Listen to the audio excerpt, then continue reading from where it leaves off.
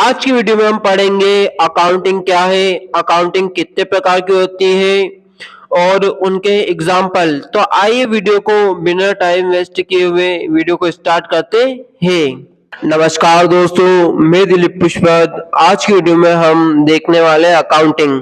तो दोस्तों हम पहले अकाउंटिंग की परिभाषा समझ लेते हैं। अकाउंटिंग अकाउंटिंग को हिंदी में लेखांकन भी कहा जाता है। ठीक है दोस्तों, अकाउंटिंग को हिंदी में क्या कहा जाता है? लेखांकन कहा जाता है। ठीक है।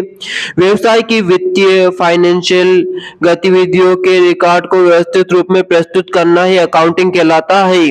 तो दोस्तों इसमें क्या बोला है उन्होंने कि जो व्यवसाय रहता है, हमारा बिजनेस रहता है, ठीक है, उसकी वित्तीय वित्तीय मतलब इंग्लिश में बोलते हैं वित्तीय को फाइनेंशियली, जो भी उसका फाइनेंशियली गतिविधि रहती है, ठीक है, जो भी उसकी फाइनेंशियल गतिविधि रहती है उसको एक व्यवस्थित रूप में प्रस्तुत करना ही अकाउंटिंग कहलाता है दोस्तों। ठीक है दोस्तों, जैसे व्यवसाय की वित्तीय फाइनेंशियल गतिविधियों के रिकॉर्ड को व्यवस्थित रूप में प्रस्तुत करना ही अकाउंटिंग कहलाता है। ठीक है।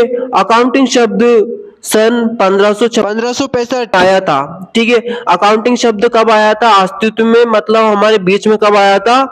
1565 में। ठीक है। अकाउंटिंग की प्रणाली अति प्रचलित है।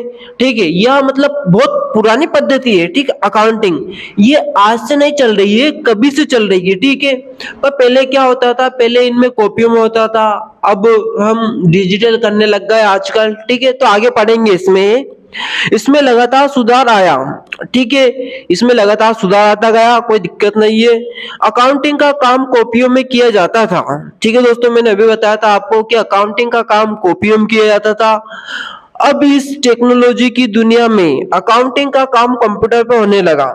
ठीक है, तो इसमें क्या बोला है कि ये जो टेक्नोलॉजी आजकल की दुनिया में क्या क्या आ गया? कंप्यूटर आ गया, सब कुछ आ गया है यार, मोबाइल आ गया आजकल, तो मोबाइल से अकाउंटिंग का काम किया जाता है। ठीक है, तो इस टेक्नोलॉजी दुनिया में क्या हुआ कि काम कंप्यूटर पे किया जाता है, मोबाइल पे किया जाता है। ठीक है दोस्तों, जिससे कई प्रकार के अकाउंटिंग सॉफ्टवेयर आ गए। ठीक है, अब क्या हुआ कि जैसे कि कई प्रकार के अकाउंटिंग सॉफ्टवेयर आ गए। अब जैसे कि टेली ERP9 हुआ, टेली प्राइम हुआ, और टेली बिजी हुआ, और एक्सेल हुआ, माइक्रोसॉफ्ट ऑफिस हुआ।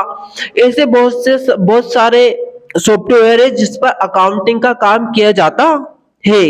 ठीक है दोस्तों, तो अभी हम इसमें कौन सा पढ़ रहे हैं? टेली प्राइम के लिए हम देखने वाले हैं। ठीक है, थ्योरी सभी की सेम रहती है, वैसे जो भी रूल्स वगैरह रहते हैं सभी के सेम रहते हैं। ठीक है दोस्तों, कोई दिक्कत नहीं होना चाहिए। ठीक है, तो आपने पढ़ा है इसमें कि अकाउंटिंग क्या होता है। तो अकाउंटिंग एक मतलब अकाउंटिंग को हिंदी में लेखांकन कहा जाता है, और यह क्या करता है? फाइनेंशियल रिकॉर्ड को व्यवस्थित रूप में रखता है। ठीक है, जिसके बाद में पढ़ा हमने 1556 में अस्तित्व में आया। ठीक है, सॉरी 1565 में अस्तित्व में आया। ठीक है, और यह अति प्रचलित विधि है, और यह कॉपियों में किया जाता था पहले, पर अब क्या हुआ? बदलती दुनिया में बोलते ना, बदल गए, तो बदलती दुनिया में हम भी बदल गए। हम पहले कंप्यूटर पे मतलब पहले कॉपियों में करते थे, अब कंप्यूटर पे मोबाइल पे में करने लगे।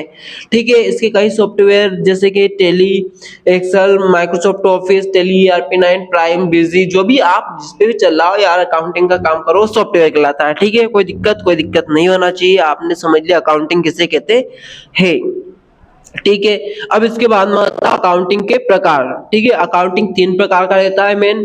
फर्स्ट रहता है पर्सनल अकाउंट, जिसको हिंदी में बोलते हैं व्यक्तिगत खाता। ठीक है, दूसरा रहता है वास्तविक अकाउंट, जिसको हिंदी में बोलते हैं वास्तविक खाते। ठीक है, मतलब दूसरा रहता है रियल अकाउंट, जिसको हिंदी में बोलते हैं वास्तविक खाते। और तीसरा रहता है हमारा नॉमिनल अकाउंट, जिसको हिंदी में बोलते हैं नाम मात्र खाते।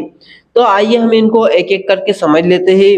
पहले पर्सनल अकाउंट किसे कहते हैं? तो किसी भी व्यक्ति कंपनी के खातों को व्यक्तिगत खाता कहा जाता है। ठीक है दोस्तों, पर्सनल अकाउंट को हिंदी में क्या बोला जाता है? व्यक्तिगत खाता।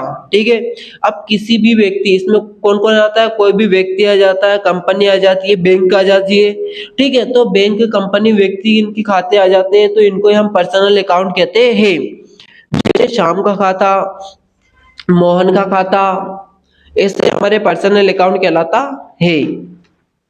और हम इसमें आगे देखते हैं। ठीक है दोस्तों, इसके बाद में आता है हमारा रियल अकाउंट। रियल अकाउंट किसे कहते हैं? तो रियल अकाउंट को हम समझ लेते हैं। इसमें व्यापार की संपत्तियों के खाते आते हैं। ठीक है, रियल अकाउंट में क्या आता है हमारा, व्यापार की संपत्तियों के खाते आते हैं। संपत्तियां दो प्रकार की होती है। ठीक है, रियल अकाउंट में जिन वस्तु को हम देख सकते हैं, छू सकते हैं, ऐसी वस्तु इसमें आती है दोस्तों। ठीक है, कोई दिक्कत नहीं होना चाहिए। अब इसमें दो प्रकार के होते हैं, कौन कौन से होते हैं ये समझ लेते हैं। स्थायी या अचल संपत्ति। ठीक है, पहली होती है स्थायी या अचल संपत्ति। ठीक है, जैसे भूमि, भवन, प्लाट, मशीन, फर्नीचर, वाहन आदि।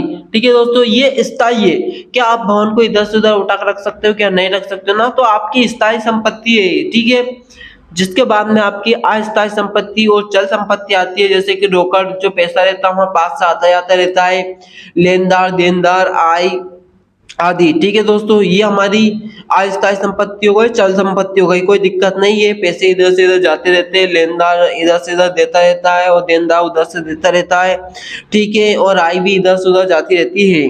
इसमें ऐसी संपत्ति आती है जिन्हें हम देख सकते हैं और छू सकते हैं। ठीक है दोस्तों, इस संपत्ति मैंने अभी बताया था कि जिसमें ऐसी संपत्ति आती है जिनको देखा और छुआ जा सकता है। ठीक है दोस्तों, जैसे एग्जाम्पल देख लेते हैं। फर्नीचर खरीदा, राम प्रसाद को रुपए प्राप्त हुए, मशीन खरीदी। ठीक है, ये इसकी एग्जाम्पल है।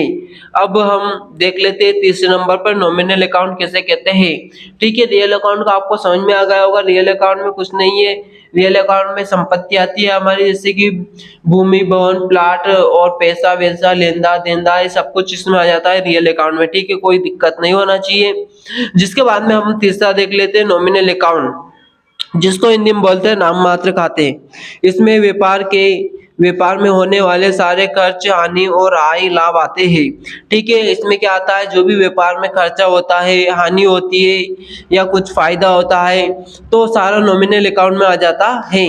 जैसे मजदूरी, कमीशन, वेतन, मरम्मत, भत्ता, किराया, रेंट, ब्याज, गाड़ी भाड़ा, विज्ञापन आदि।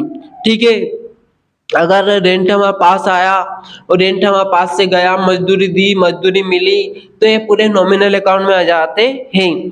ठीक है दोस्तों, आशा करता हूँ कि आपको अच्छे से समझ में आया होगा। तो हम अगली वीडियो में एक एक करके, जैसे कि पर्सनल अकाउंट और रियल अकाउंट, नॉमिनल अकाउंट को विस्तार से समझने वाले हैं। अगर आप चाहते हो कि और विस्तार से आपको समझना है, तो आप प्लीज अगली वीडियो में एक एक करके अलग अलग सभी के अलग अलग आएंगे पार्ट, जैसे कि रियल अकाउंट का अलग आएगा, नॉमिनल अकाउंट का अलग आएगा और पर्सनल अकाउंट का अलग आएगा। ठीक है, तो अलग अलग वीडियो आएंगे इनके। इस वीडियो में बस इतना ही रखते हैं हम। ओके, मिलते हैं नेक्स्ट वीडियो में। बाय बाय, धन्यवाद।